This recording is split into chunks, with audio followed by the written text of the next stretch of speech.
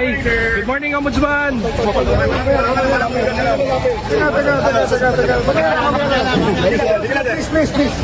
Good morning. Morning po. Shout out po kay Ma'am Irma Gallagher, kay Ma'am Merlin Sagario, kay Ma'am Veronica Peralta, at kay Ma'am Ana Santos. Shout out po sa inyo. Ingat po kayo dyan. Lalo dyan sa kay Ma'am Irma Gallagher ba yun? Nasa may Kentucky, USA. Salamat po sa inyong suporta, Ma'am. Salamat po sa inyong pagkomento na kumusta po kayo dyan.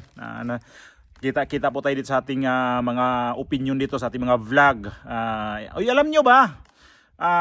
Pilipinas, shout out po sa inyo, ha. Ingat po tayong lahat diyan. Alam nyo ba pala? Ano ko na kanina. Alam nyo ba yung si Boyeng Remulla, hindi pa nga unang araw pa lang siya na ombudsman, ha. Ay, kaabusado na. Gumamit ng blinker. Ibawal yan, di ba? Kasi ang pagkakaalam ko niyan, ang pwedeng gagamit lang sa mga blinker o yung mga wangwang ay presidente, vice president, senate president, speaker of the house. Parang 4 lang yata, o di ko alam yung itong kasama rin ba itong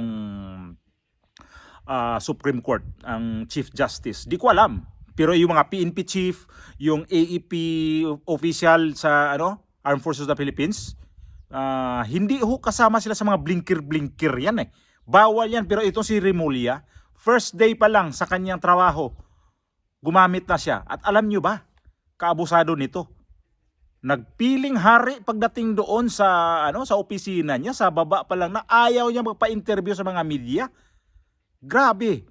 Grabe naman siya. Napanood ko yung video na to, sabi ko ang lupit ha. Parang ang ba niya, tapos lupit no. Piling hari. So, grabe no. Ayan yung video, tingnan ninyo.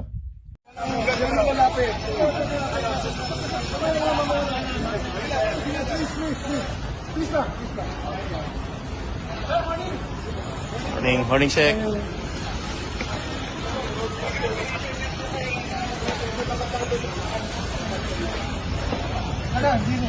Misbehave. Let me go.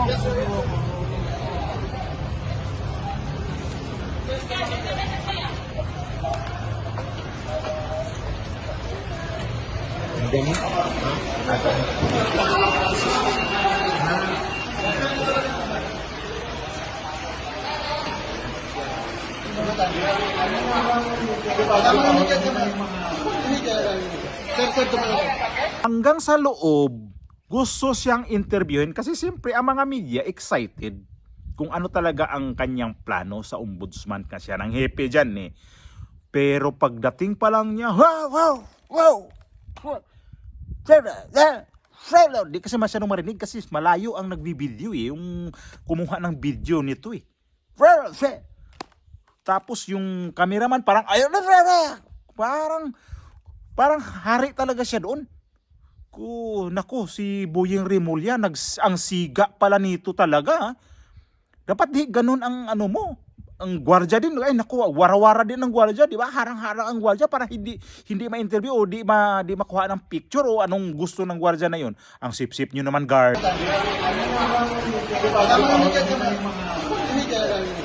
Tao na, ay nako. Sino nagpapasweldo yan, guard? Yung dinipinsaan mo. Wala namang sniper diyan sa loob ng sa loob ng building diyan para dipinsaan mo ng sakto diyan si Remulla. Tapos yung kotse niya, di ba, pagdating naka-blinker pa.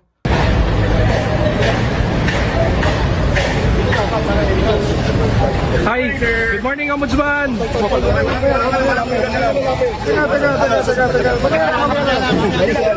Please. Good morning. Morning po.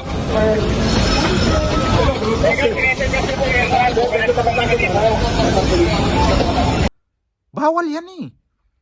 Ito yung ombudsman na ng mga batas, pag-aralan daw niya yung mga batas, kakalkalin niya yung mga batas. Pero hindi na natin pwedeng kakalkalin kasi kita na sa video eh. Nagbi-blink yung kotse niya. Naka-Lexus pa. Wow, Lexus. Pagagaling to sa mga diskay. O nga pala, yung Cavite, ba't ito kasali ngayon sa flood control na sino bang dyan sa Cavite? Di ba kasama na si Bong Revilla? Ba't yung mga Remulla hindi kasama to? Di ba may anak din si Remulla na congressman sa Cavite? Di ko lang sure kung anong distrito sa Cavite. Pero itong ombudsman ngayon, wow naman. Ay nako, Remulla, ha? Ang lupit mo. Siga na siga ang dating. Matindi ha. Hindi ko akalain na ganun pala ang kanyang reaction nung nakita niya ang mga media na nag-aabang sa kanya na dapat pala interviewin siya. Kaya lang, talagang kinover niya yung iPhone 17 niya. Wow! Ganun oh. Talo pa si Jet Li at saka si Jackie Chan ito pagka umasta pala. Ayaw magpa-interview. As in, naglalakad. Ang astig, umakit sa hagdanan, no? Ang astig niya. Talaga, uy, ombudsman. Parang, yung pinalitan mo, hindi naman ganun si Martires na pinalitan. Si Sammy Martires. Hindi naman siguro ganun eh. Na siga ang dating ba, pero si Remulla, tindi ah. Na nakakaalarma ang kanyang ang kanyang sitwasyon nun sa ang kanyang reaksyon. Kita naman natin talaga na pagbaba pala ng kotse. Siyempre mga media, ito naman kasi mga media talagang na nervyos tuloy si Remulla sa unang araw niya kaya ayaw niya magpa-interview. Kaya ayun tuloy kayo, hinaharangan kayo ng pati mga gwardiya. Ang lupit galit na galit siya. Galit yun eh. Kailan siya po pwede magpapa-interview? Di ba naman sinabi na, sandali lang po ha. Hindi mo na ako magpapa-interview kasi papasok pa lang ako, umaga pa. Hindi pa natin pwedeng mamaya konti, bigyan niyo ako ng ganitong oras. Balik kayo abangan niyo lang mamaya. Abangan niyo yung mga alas 12 kasi pa-interview ako sa inyo. Pero ganun pagdating pa lang na siga, hari mo na. Hari ka ng sablay ang dating doon ha. Si Ombudsman Remulla, lupit mo talaga. Yeng ka talaga. Tapos ang itsura mo, hindi mo naman bagay dyan na magpasigas. Bagay siya magpasiga-siga sa kanyang itsura. Kasi yan ang itsura niya eh. Pero ganon, gobyerno ho yan eh. Public official ka, busing. Hindi ka tatargetin dyan sa diyan sa opisina ng ombudsman kasi sa loob ka na eh. Sino ba mga sino bang bibiktima sa iyo diyan? Lupit mo talaga Grabe. May mga asong si Remulla siguro tinahol ng mga aso. May dumaan dito sa aming lugar. Parang uulan kasi. Kaya siguro uulan na chimney. Itim ang usok siguro pang hindi, biro lang ha. Na lang ako parang kinikilabutan lang ako kay Boyeng Remulla sa kanyang reaksyon talaga kasi ang ko doon ay siya ang ombudsman nga, di ba sabi ko nga pwede naman yung pakiusapan niya mga media. Sige, maaga pa pakisuyo na lang na hindi yung hindi ba pakisuyo na lang na kung pwede mamaya niyo lang ako interviewin ganitong oras kasi kailangan ko pa talagang siyempre i-meet and greet pa yung mga mga tao dyan sa loob ng opisina ng ombudsman. Tapos nakita nyo man ang tarpaulin, parang nakalagay pa welcome Sec Boyeng Remulla. Kulang na lang yun kung ano ba yun. Dapat nilagyan na lang ng ano bang mga dyan?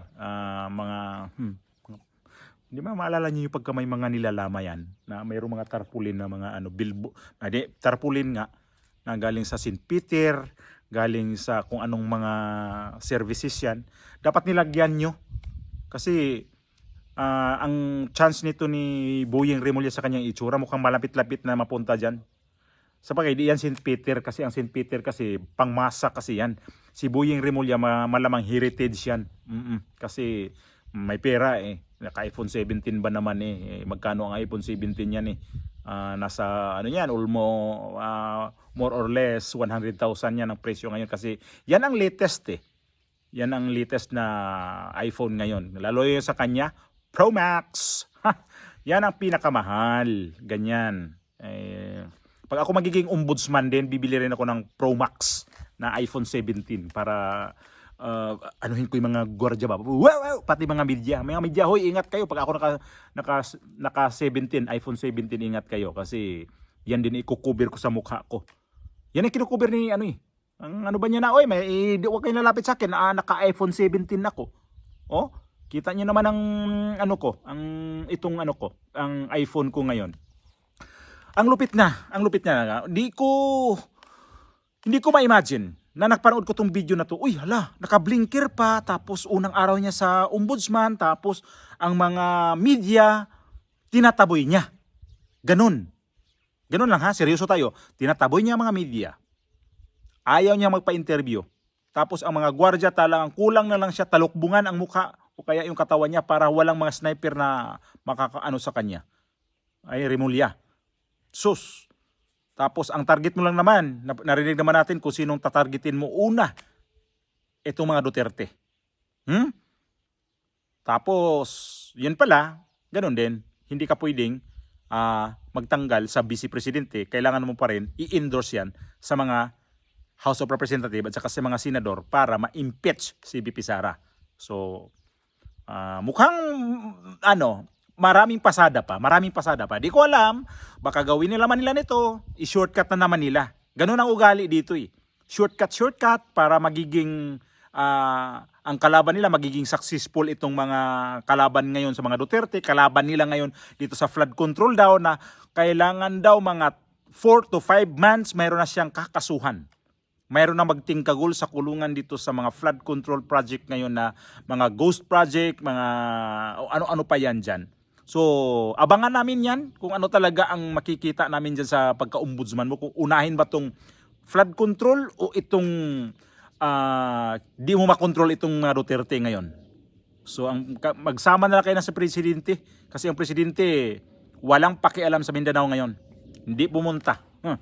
Kaya ito si Remulla, ang nakikita ko dito talaga ay siga talaga, no? Ganyan kaya sa DOJ?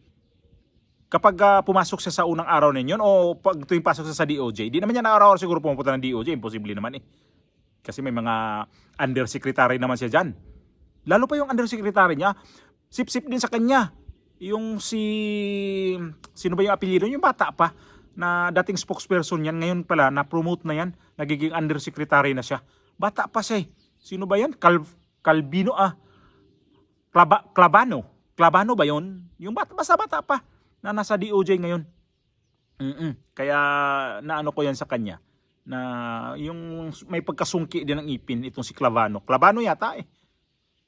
Spokesperson niya dati, kaya lang ngayon ay bibit-bitin din yata niya sa ombudsman. Parang kukunin yata rin niya mula sa DOJ, dadalhin niya sa ombudsman. Di ko alam kung ano talaga ang magiging papel nila doon. Bakit ito, paborito niya yan eh. Yan si Clavano. Clavano lang, di kasi sigurado kung sino talaga anong apelyido niya. Kaya yung ginawa ni Remulla sa kanyang unang araw pa lang sa ombudsman na naka-blinker, bawal ho yan. Di ko alam kung ginamit niya yun sa highway kasi nasa baba na sila ng nasa lobby na sila ng ombudsman. Kung pagdating nun, sinindihan, pero imposible yun na mula doon sa nagbabaybay siya sa mga highway, gumagamit yun. Oo. Tapos sabihin naman, hindi ko naman ginamit yun eh. Mga blinker lang naman yun eh. Blinker nga. Bawal pa rin sa inyo yan. May batas yan eh. Huwag niyong baluktutin ang batas. Ang hirap kasi sa iyo eh. Nagsabi lang si Erwin Tulfo na pwede baluktutin minsan ang batas. Sumang-ayon ka din dito eh. Ayan pala. Sa blinker nga lang eh. Hindi ka nga na magkanoo gaga sa blinker. Blinker eh. Grabe naman yun. Ang lupit ni Remulla talaga ha. Tapos yun, doon ako may mga may tawag nito. Tarpaulin ba? Tapos hanggang sa loob, ayaw pa rin siya magpapa-interview sa media. O sana gagawa ka na lang ng spokesperson mo para uso naman ngayon yan yung mga spokesperson ngayon. Kasi sa House of Representatives mayroong spokesperson. Sa palasyo may spokesperson. Noong palasyo dati pa yan, nung una pa yan. Mayroon na. Kaya lang si Claire Castro, gimila-mila na, di bagay sa kanya. Tapos saan pa? Sa House, sa Senate, nung sa impeachment, mayroon yata din yun. Tapos sa mayroon din yung naalala ko sa House of Representatives, sa Senate mayroon. Tapos away-away nga sila dun eh. Tapos sino pa? Ito sa OVP mayroon din yung babae din ng spokesperson ni VP Sara. So uso na ngayon ang mga spokesperson na ngayon sa diyan sa opisina ng gobyerno. Talagang may taga sa bulanon pa may taga pamaba na sa ilang mga kalihukan, sa sulod sa ilang buhatan. Mauna nga di na pwede nga way mga taga pamaba. So si Boying Rimela malamang mayroon to. Di ko alam, baka itong si Clavano ang gagawin niyang spokesperson ulit dito sa ombudsman. Kaya tayo, tingnan natin to si Remulla. Unang araw pa lang umabuso na.